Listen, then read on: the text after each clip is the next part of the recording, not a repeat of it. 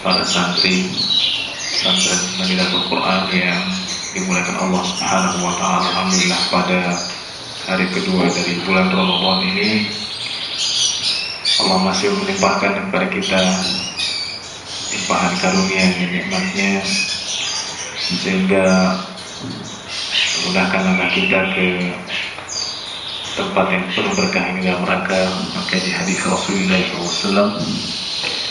Salawat serta salam semoga selalu tersampaikan kepada junjungan Nabi Muhammad SAW serta para keluarga, sahabat dan seluruh pengikutnya yang selalu setia terhadap tuntunan dan ajarannya.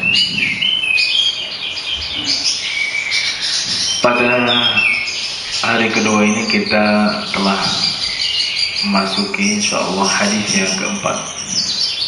Kita akan baca 3 hadis.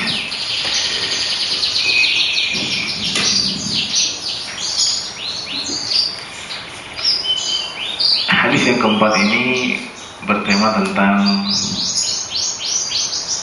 proses terjadinya penciptaan manusia dan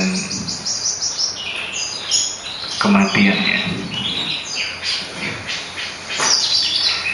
An Abi Abdurrahman Abdullah bin Mas'ud radhiyallahu anhu حدثنا رسول الله صلى الله عليه وسلم وهو الصادق المصدوق.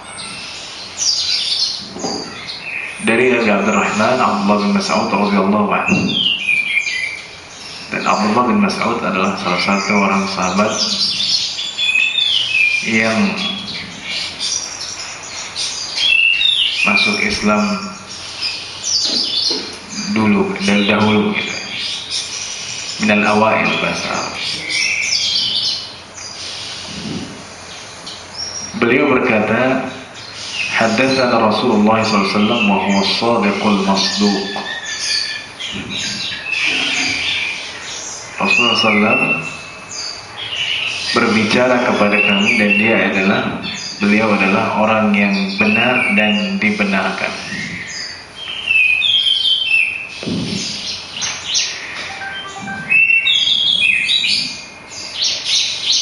Di sini ada kata-kata haddatsana. Waalaikumsalam.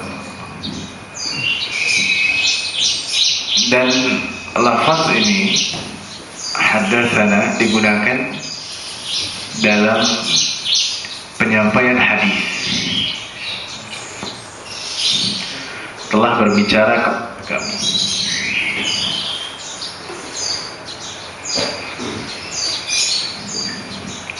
Syaratnya adalah orang yang mengatakan haddatsana itu harus bertemu dan melihat Rasulullah SAW langsung. Ya. Ada beda antara qala dengan haddatsana. Ya. Kalau kita mengatakan di sekarang kita ngomong haddatsana Rasulullah SAW, berarti kita telah bohong. Tuh, dalam hadis beda karena haddatsana itu telah berbicara kepada kami langsung, musyafahatan, ya, saling berhadapan. Ya. Kalau misalnya saya mengatakan qala Rasulullah SAW telah bersabda, dia tidak bohong. Ya. Makanya dalam Sahih Bukhari, kalau yang punya itu selalu dalam satunya haddatsana Musaddad, haddatsana Sufyan, an Zuhri, an Ibnu Umar, an Rasulillah SAW. Jadi dia salah satu lafaz atau sigat untuk penyampaian hadis. Di sini jelas bahwa Allah bin Mas'ud melihat dan mendengar langsung perkataan Rasulullah SAW ini. Haddatsana Rasulullah SAW berbicara kepada kami wa huwa as-sadiqul masduq, dan beliau adalah yang benar dan dibenarkan. As-sadiq itu artinya benar, jujur. Dulu kita belajar sifat Nabi itu. Ya. Sidik, tabligh, amanah, fathah. Jadi sifat dasar Nabi mulai kecil, ya, Nabi tidak pernah bohong. Sehingga ketika Rasulullah SAW datang kepada kaum musyrikin dan membawa Al-Quran, membawa wahyu, ya, mereka mengatakan Allah la nukadzibuka abadan walakin nukadzibu ma ji'ta bih. Kami tidak pernah mendustakan engkau karena kami percaya, yakin bahwa engkau tidak pernah bohong. Akan tetapi kami mendustakan apa yang kau bawa, yaitu Al-Quran Al-Karim, Al-Masduq, yang dibenarkan, ya.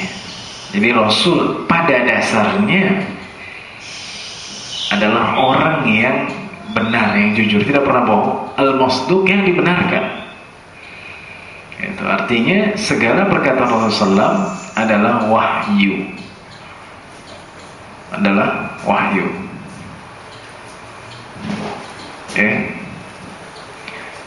Yang dibenarkan. Makanya kalau ada yang khutbah, sadaqallahul azim wa sadaqa rasuluhul karim wa nahnu ala dzalika minasyahidin wasyakirin, itu menunjukkan Rasulullah SAW adalah mengatakan perkataan yang dibenarkan. Kalau kita punya teman dia ngomong, ente bohong, gitu kan, oh Anda salah, gitu. Tapi kalau Rasulullah SAW, waalaikumsalam, kalau Rasulullah SAW mengatakan, maka ini adalah dibenarkan, ya. Inna ahadakum yujma'u khalquhu fi batni ummihi 40 yawman nutfah.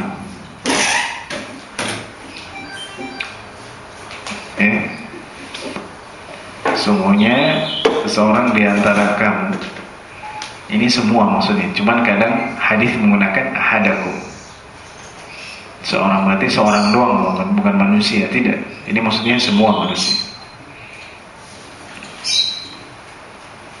Yujma'u khalquhu, dikumpulkan, khalquhu, penciptaannya, fi batni ummihi 40 yawman nutfah,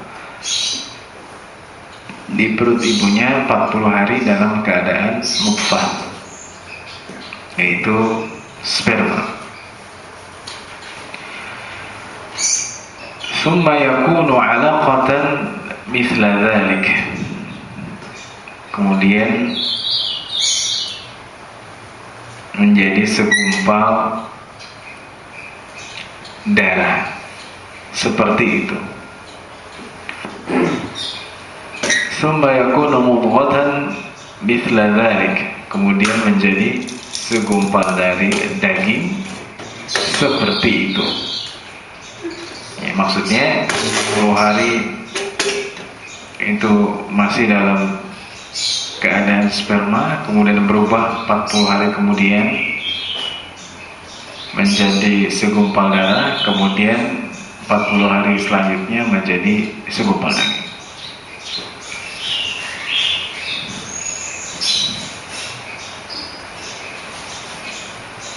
Berarti 120 hari.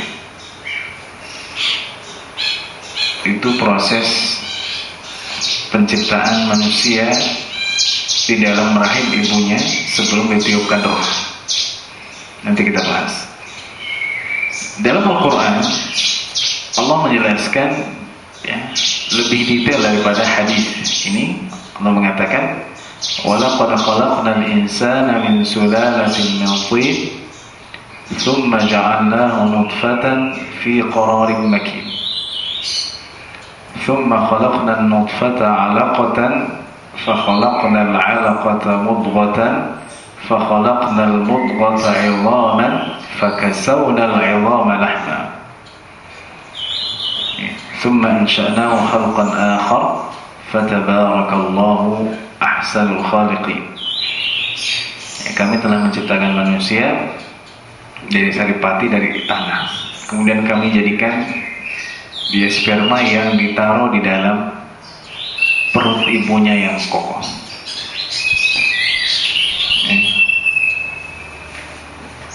Gak bisa itu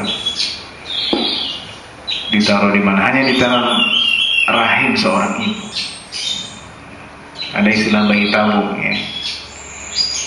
Nah, mahasiswa saya mengatakan bayi tabung itu ditaruh di tabung, bukan dikirain tabung gas gitu yang gede atau yang 3 kilo terus nanti meledak keluar bayi. Bayi tabung itu maksudnya ya dia tidak melakukan hubungan seksual, ya keluarganya dimasukkan lewat suntikan, tetap di rahim ibu, tidak ada tempat lain yang bisa menampung bayi. Ya, qararin makin itu tempat yang qoror itu kan yang kuat, ya, yang tetap, ya luar biasa. Ya di situ jelaskan tsumma khalaqna nutfat, kami jadikan sperma itu segumpal darah. Kemudian setelah segumpal darah, ini lebih lengkap daripada hadis ini, kami jadikan segumpal daging. Ya. Kemudian dari segumpal daging itu kami jadikan tulang belulang. Ya. Kemudian dari tulang belulang itu kami bungkus dengan daging. Lebih detail daripada ini. Ya. Tidak ada kontradiksi antara ini, tidak. Itu penelitian saja. Ya. Kalau ditanya bagaimana Allah menjadikan itu kan jelas. Tsumma khalaqnal mudghata, ay Allah, kami menciptakan daging itu, kami jadikan daging itu menjadi tulang. Bagaimana? Daging kok bisa jadi tulang? Jawabannya adalah bahwa tulang itu ya, ada yang lunak, ya kan? Tulang itu ada yang bisa dimakan, makan juga ayam sekarang.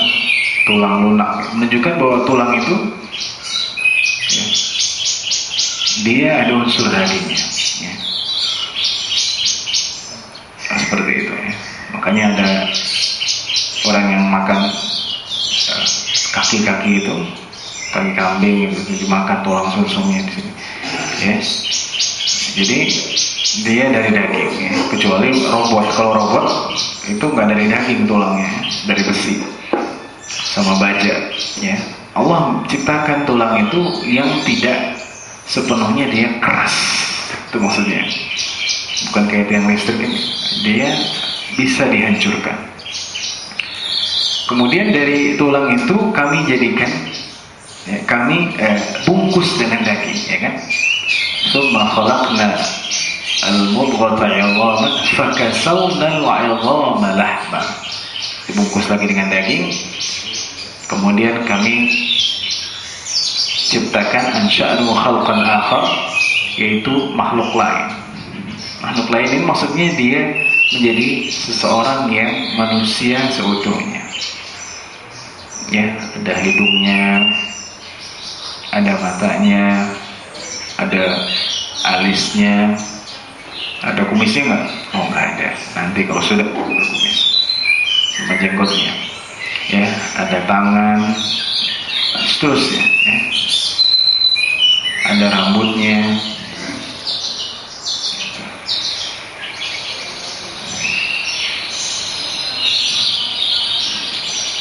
Walaupun ada bayi yang kalau lahir itu nggak lengkap, makanya kalau ada orang lahiran dibilang lengkap nggak, jadi takut mungkin matanya satu gitu di tengah. Atau yang nggak ada ubun-ubunnya, nggak ada, aneh-aneh sekarang gitu kan. Atau yang nggak punya anus, ya bayangkan nggak punya anus, ya. Nggak bisa ke belakang, ya gimana ke belakang, sakit perut terus, ya organ tubuhnya nggak lengkap. Alhamdulillah kita semua lengkap, ya. Sehat-sehat semua. Nah kemudian setelah dia menjadi makhluk ini yang sempurna, ya, manusia seutuhnya, dalam hadis ini dijelaskan fayanfukhu fihi ruh, maka summa yursalu ilaihi al-malaku, kemudian diutus kepadanya seorang malaikat. Jadi malaikat di sini malaikat peniup roh, bukan Jibril, bukan yang nggak dijelaskan sih. seorang malaikat, fayanfukhu fihi ruh, maka ia meniupkan roh, kita nyebutnya roh.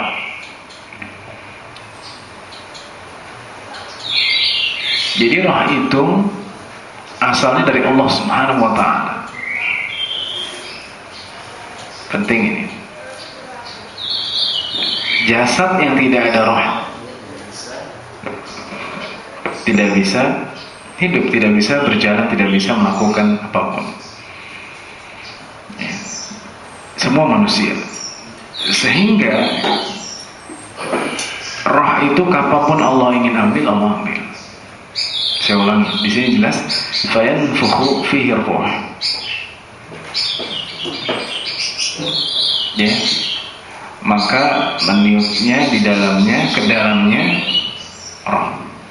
Jadi rohnya dari siapa? Dari Allah Subhanahu wa ta'ala. Kenapa saya tekankan ini? Karena ada pemahaman yang salah. Jadi kalangan non-muslim gitu. Ya, ketika menafsirkan firman Allah Subhanahu wa ta'ala, Innamal Masihu Isa bin Maryam Rasulullah wa kalimatuhu alqaha ila Maryam wa ruhun minhu. Semuanya Masih itu, Isa itu adalah anaknya Maryam, utusan Allah, kalimatnya dan ruh dari ya, orang Nasrani bilang, oh itu rohnya Allah. Salah. Karena kalau rohnya Allah wa ruhuhu, tapi di situ dikatakan wa ruhun minhu. Ya, jadi roh dari Allah. Jadi salah. Makanya mereka meyakini bahwa itu adalah ada ya kaitannya dengan Allah. Jadi rohnya roh Allah. Itu salah. Jelas di situ wa ruhum minhu, dan juga hadis ini menjelaskan setiap manusia ruhnya dari siapa? Dari Allah Subhanahu wa ta'ala, ya.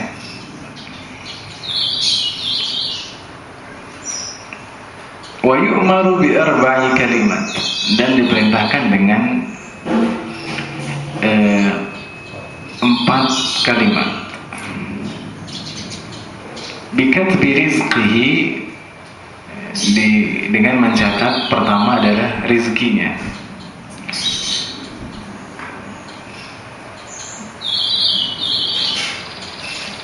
Oh, katanya jodoh itu sudah dicatat. Jodoh itu lebih sempit daripada rizki. Ya, rizki itu adalah pemberian, ya, salah satunya jodoh. Ada orang nggak nikah,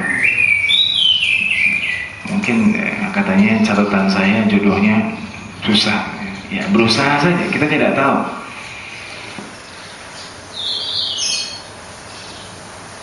Rizki sudah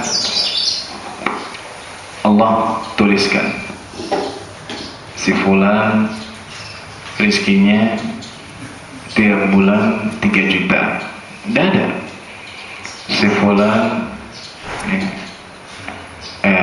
penghasilannya sebulan sekian. Si fulan pada tanggal sekian dikasih hadiah. Si fulan pada tanggal sekian memenangi lomba MTQ misalnya, dapat hadiah 5 juta. Ada itu. Rezekinya sudah dicatat. Ya, mungkin kita mengatakan berarti kita nggak usah nyari rezeki gitu ya. Kan udah dicatat. Waalaikumsalam. Bukan seperti itu pemahamannya. Telah dijelaskan di kesempatan yang lalu bahwa manusia ini dia hanya menjalankan yang ia usahakan. Jadi nggak tahu, karena di sini sudah dicatat rezekinya dan lain-lainnya nanti disebutkan. Tapi catatan ini tidak diberikan kepadanya. Jadi pertama rezekinya, wa ajalihi, dan ajalnya. Dan ajalnya. Ajal itu sudah ada.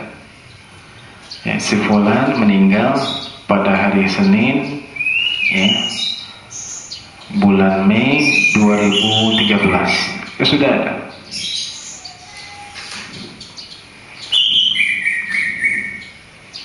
wa amalihi, dan perbuatannya juga sudah ada. Si fulan hari Jumat masjid, si fulan bersedekah, sudah ada. Wa syaqiyun aw sa'id, dan sengsara atau bahagia. Ya, sebenarnya kalau orang merokok itu kalau ngomong itu kan, oh insya Allah besok kita ketemuan, akan mengadakan pesta pernikahan anak saya. Idza kitab, katanya. Idza kitab, apabila ditentukan oleh Allah SWT. Dia mengatakan kata-kata kataba. Idza katab. Ya. Jadi ada 4 hal. Yang pertama rezeki, dan perbuatan, dan sengsara atau bahagia.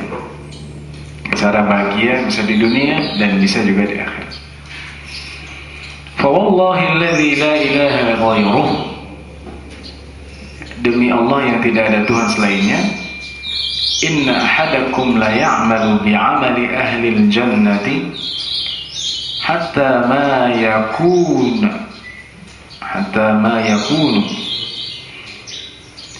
yakunu bainahu wa bainaha la dhira' fayasbiqu alayhi al-kitab fayamalu bi'amali ahli an-nar fayadkhuluha.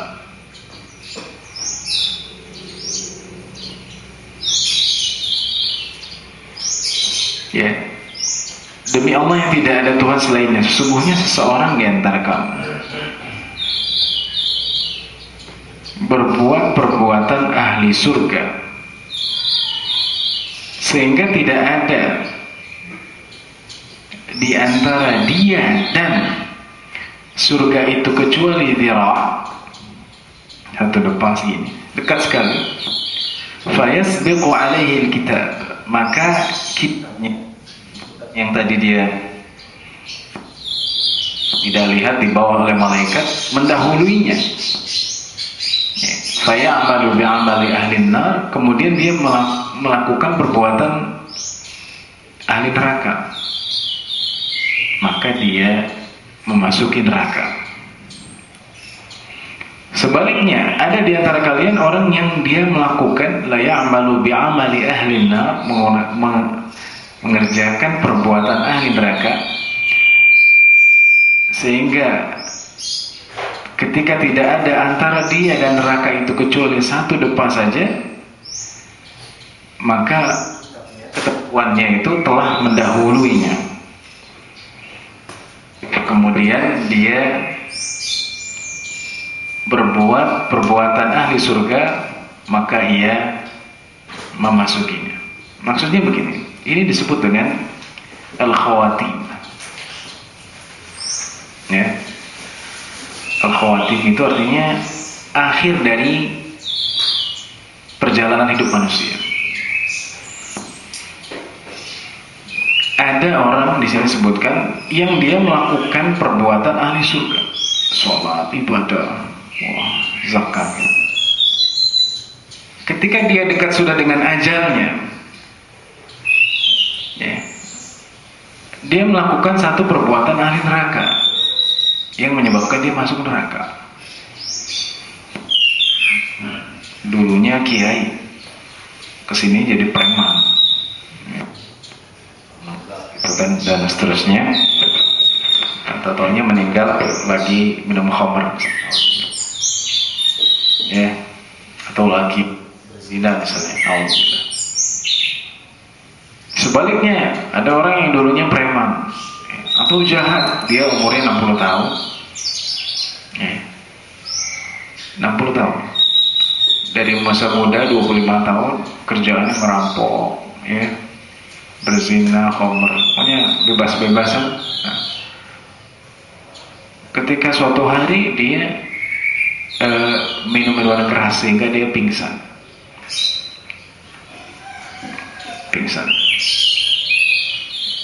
Kemudian ketika dia sadar, dinasehati, ya, itu ketika sudah tua,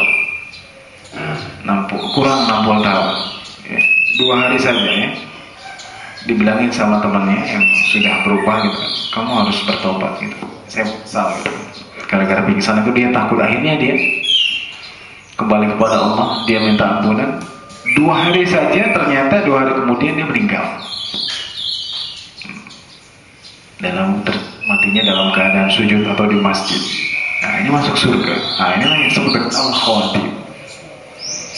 Ya, al-khawatim itu adalah akhir dari kehidupan manusia. Ada kita husnul khatimah, ada su'ul khatimah. Jadi kalau orang berdiam tapi akhirnya buruk, itu akan memasuki dia neraka. Sebaliknya kalau di awalnya buruk, kemudian di akhirnya baik, ya, itu akan menyebabkan dia masuk surga.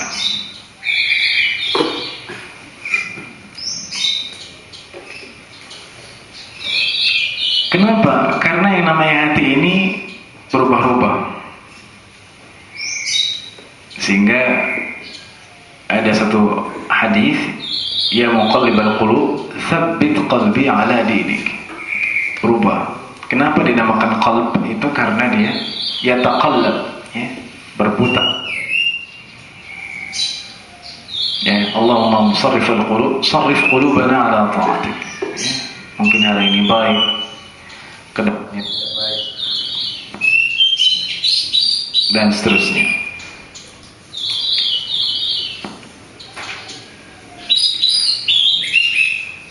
Pertanyaannya, apakah seseorang melakukan, dia baik, apakah mungkin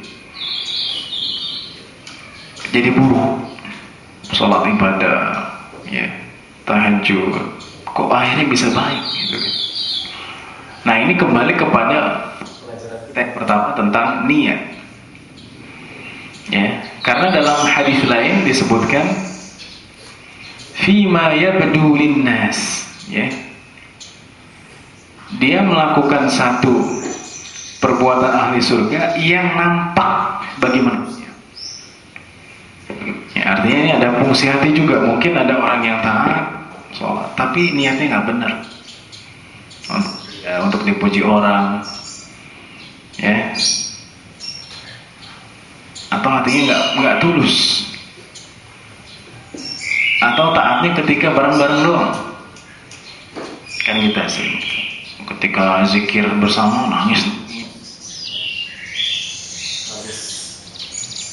baterainya habis keluar dari zikir mencuri, sendal hilang, zikirnya mana?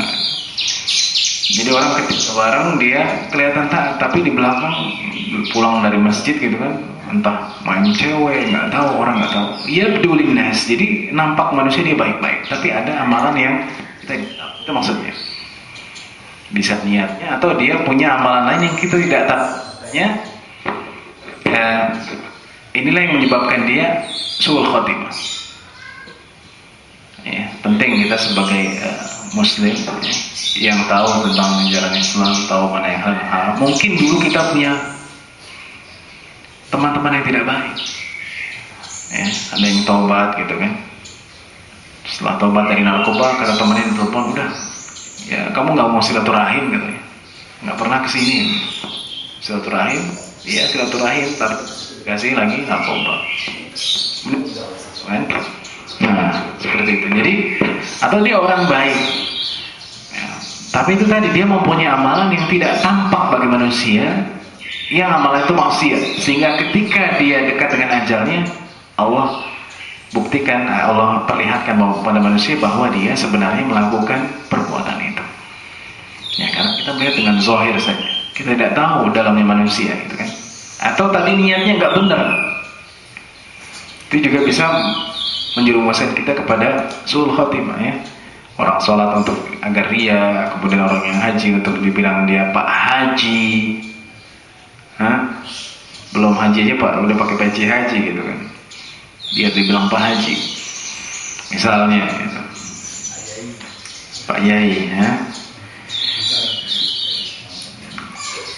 Jadi seperti itu. Di sini disebutkan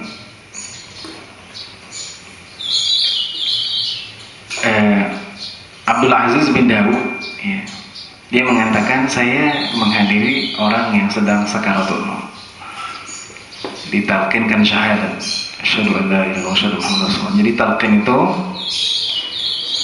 ya, sunnahnya yang jelas ada tuntunannya adalah ketika ihtidhar, ketika sakarat. Kalau setelah meninggal, ketika bawa jenazah itu nggak ada sunnahnya, Pak. Kalau di Indonesia disyahadatin lagi. Pakai logika juga terlambat, udah dicabut nyawanya kan gitu.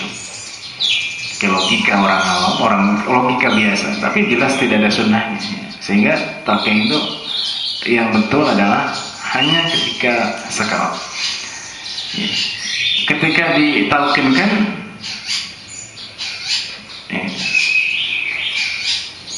dia tidak bisa mana mengucapkan kufur. Ya, asyhadu an la ilaha illallah. Dia mengatakannya asyhadu la asyhadu an la ilaha illallah. Aku tidak bersaksi ya Tuhan saya. Jadi bukan aku bersaksi, tapi aku tidak bersaksi. Dibalikin gitu. Jadi tidak bersaksi, jadi tidak mengakui.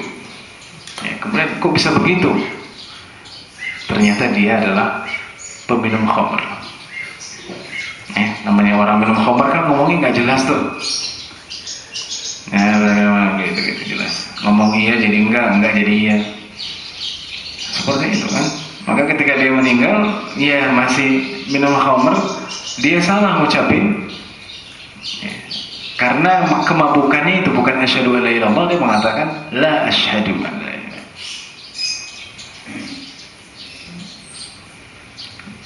Abdul Aziz mengatakan tinggalkanlah dosa karena dia bisa menyebabkan orang jatuh kepada su'ul khatimah. Baik,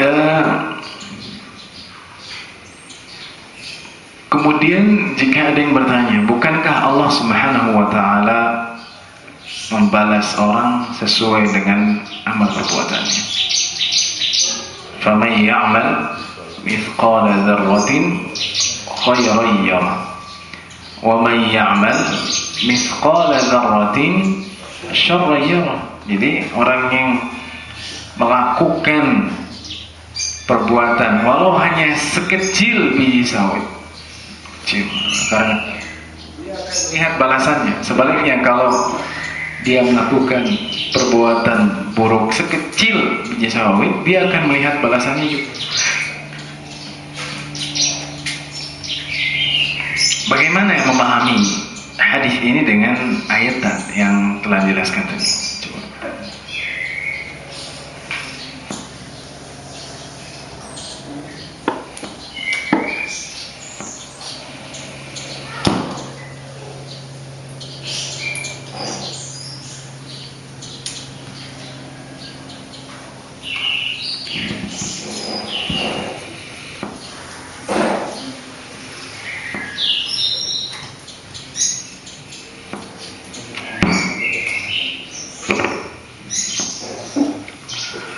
Jawabannya adalah ini adalah akhir dari manusia.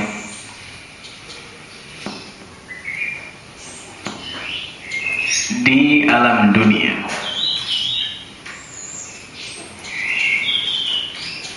Ketika dia masuk alam barzakh. Jadi kalau orang manusia dia meninggal sebelum terjadi hari kiamat, itu dari akhir dari perbuatannya. Sedangkan di akhirat nanti ada yang disebut dengan hisab. Yang namanya hisab, perhitungan, mizan itu pada hari kiamat besar. Itu akan ditimbang. Ya, akan ditimbang. Jadi kalau sekarang di dunia ini, ketika alam barzakh, dilihat adalah al-khawatim, akhirnya husnul khatimah atau su'ul khatimah. Ya, karena beda. Kalau di akhirat nanti kalkulasi semua dari amal perbuatan, selama dia tidak kufur, itu dikalkulasikan semua. Tapi di dunia ini tidak ada kalkulasi. Ketika orang mati, dilihat akhirnya. Akhirnya minum khamr, masukin neraka. Akhirnya lagi sujud, ya, dia masuk surga.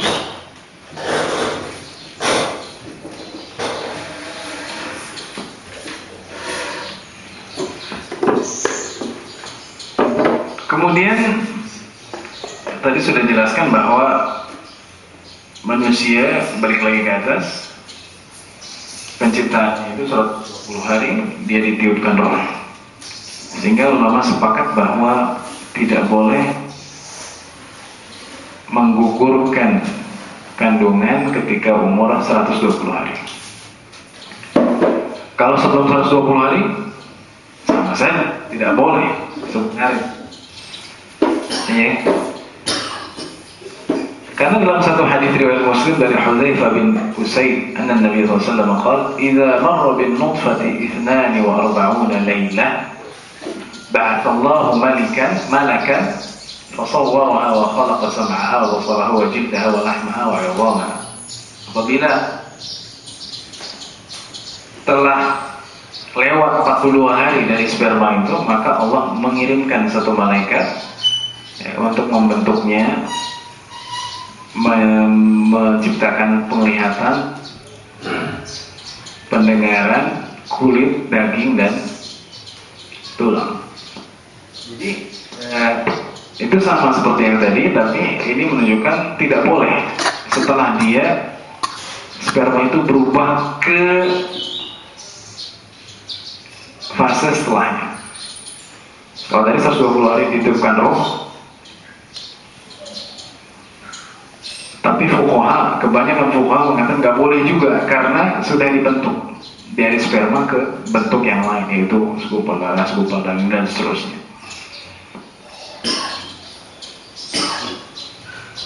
Sekarang banyak orang aborsi, dan kebanyakan orang yang aborsi itu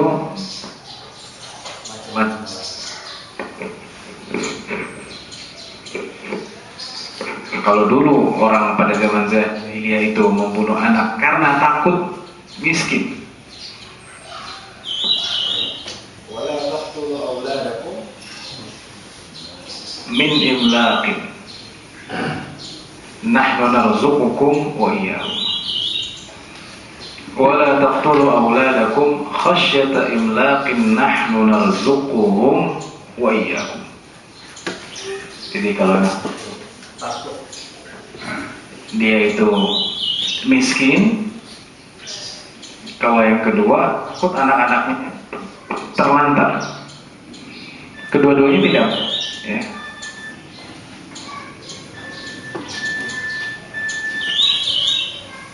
Kalau sekarang orang membunuh anak itu biasanya gara-gara hubungan gelap. Ada anak SMA, ya, baru lahir dimasukin tong sampah. Kebayang nggak? Tong sampah itu kan tempat di mana sisa makanan, plastik, mungkin kotoran, sama dengan manusia. Ada yang mahal paling mulia itu ditaruh tong sampah. Coba kemana hatinya? Nggak ada hatinya kan? Kenapa? Karena dia malu gara-gara hubungan yang tidak sah, hubungan yang haram. Ya, banyak aborsi, dan itu jelas-jelas Allah menahan. Wala taqtulu auladakum. Banyak orang-orang yang nikah pengen punya anak, nggak dapat anak, belum dapat anak. Teman saya ada 5 tahun, ada yang sudah 10 tahun belum punya anak. Gini udah dikasih anak, kemudian dibunuh. Baik yang hubungannya yang gelap atau yang tidak gelap, banyak juga gara-gara. Biasanya kalau yang hubungannya resmi dia tidak aborsi, dijual. Jualannya ini anak nih, terus harganya 100 juta ya udah. Tapi udah dilepas begitu aja. karena mungkin kebanyakan anak. Padahal Allah jelas mengatakan nahnu narzuquhum wa iyyakum. Nahnu narzuqukum wa iyyahum. Allah akan kasih rezeki itu kalau kita yakin dan mau berusaha, itu aja. Ya, di TV One dulu ada anaknya 25 anak. Banyak. Satu ibu 25 anak, jadi setiap tahun lahir. Tahun kedua lahir, ketiga lahir. Tapi bisa hidup dan jadi semua. Asal kita yakin. Itu kuncinya, karena kita kadang melakukan suatu perbuatan yang telah Allah gariskan dalam Al-Quran dan As-Sunnah, kita nggak yakin, takut gitu kan. Waduh, nanti kalau saya anak banyak, gaji saya nggak cukup nih. Asal berusaha. Nanti kalau anak saya banyak, rumah sempit, gitu. Mainnya di mana? Mikirnya begitu. Kalau 10 orang berarti di lapangan kan? 10 anak langsung jadi kesebelasan. Kalau laki semua. Seperti itu. Jadi saya ulangi, pada dasarnya tidak boleh seseorang membunuh anaknya. Ya. Kalau dia sudah 120 hari sudah ditiupkan ruh, itu ittifaq. Ya. Kesepakatan ulama, tapi kalau kurang dari itu juga tidak boleh apabila telah melalui 42 hari. 40 hari sekian tidak boleh.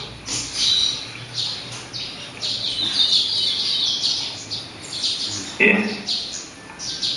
Bagaimana dengan azl? Ada dulu namanya al-azl. Yang santri belum nikah, paham. Jadi azl itu artinya, perlu saya jelaskan di sini, mengeluarkan sperma tapi tidak di dalam rahim perempuan, di luar. Dan ini pernah dari Rasulullah SAW, itu tidak termasuk membunuh.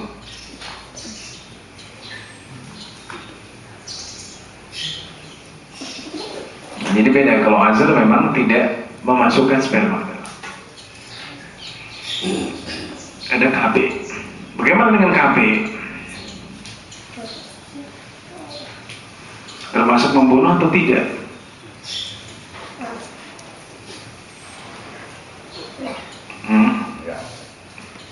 Enggak, Pak, ya. Karena dia belum 40 hari. Dan belum ada ruhnya pastinya. Dan dia belum berubah, masih sperma. Karena ada yang pakai alat kontrasepsi. Ya, ini satu belum paham ya. Kemudian ada yang pakai pil. Ada yang pakai suntik dan seterusnya. Itu tidak dianggap penuh karena belum 40 hari sekian. Langsung misalnya banyak ya kontrasepsi, tidak saya jelaskan di sini, banyak sekali. Ya. Nah, 4 bulan ini ditiupkan roh, maka banyak orang sekarang kalau dulu 7 bulanan, sekarang 4 bulanan. Karena melihat hadis ini, rohnya 4 bulan, berarti 4 bulannya dirubah. Itu nggak ada sunnahnya ya. Pakai acara 4 bulanan, karena ditiup roh gitu kan. Maka kumpul bareng-bareng supaya doain gitu pas malaikat datang meniup rohnya. Dibacain surat Maryam biar cakep,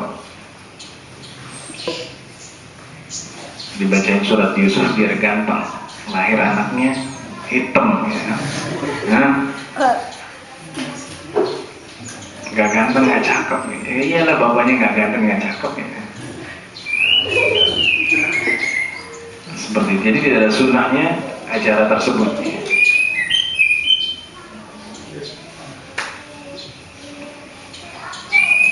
Itu dengan berkaitan dengan penciptaan manusia tadi sudah saya jelaskan. Jadi intinya hadis ini tadi tentang fase-fase penciptaan manusia, 40 hari dalam keadaan sperma, 40 hari dalam keadaan daging, segumpal darah kemudian segumpal daging, dan penjelasannya dalam surat Al-Mu'minun ayat 12-14. kemudian apa saja yang dicatat, ya, rizki, ajal, perbuatan, dan dia syaqi atau sa'id, bahagia atau sengsara, itu sudah ada, ya. Jadi manusia ini hanya menjalankan. Karena dia tidak tahu catatan itu, maka dia berusaha. Dan banyak kita lihat orang yang melakukan perbuatan ahli surga, tapi ketika dia mau meninggal berubah. Itu karena ada satu niat yang salah, atau dia melakukan perbuatan hal itu di kerumunan orang banyak saja. Kalau lagi sendiri beda lagi, ya. Nah itu dia.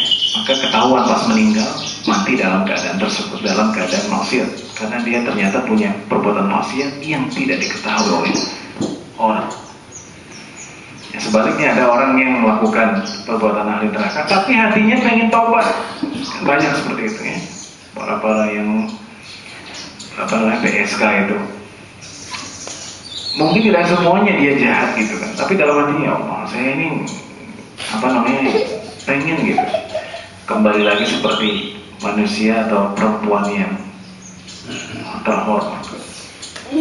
Tapi karena masih faktor ekonomi, punya anak banyak dan seterusnya, tapi nggak ada suaminya, kabur kemana gitu, masih tinggalin, digantung, nggak diapa-apain, nggak diceri, nggak diapain, akhirnya dia melakukan itu. Ketika dia punya niat itu dan ada keinginan, di akhir-akhir ini dia berubah gitu, oh udah saya tobat gitu, ini bukan yang saya inginkan, makanya kemudian dia masuk surga, ya, masuk surga karena akhir dari kehidupannya dia melakukan kebaikan. Mungkin itu penjelasan dari hadis yang keempat. Kemudian hadis yang kelima ini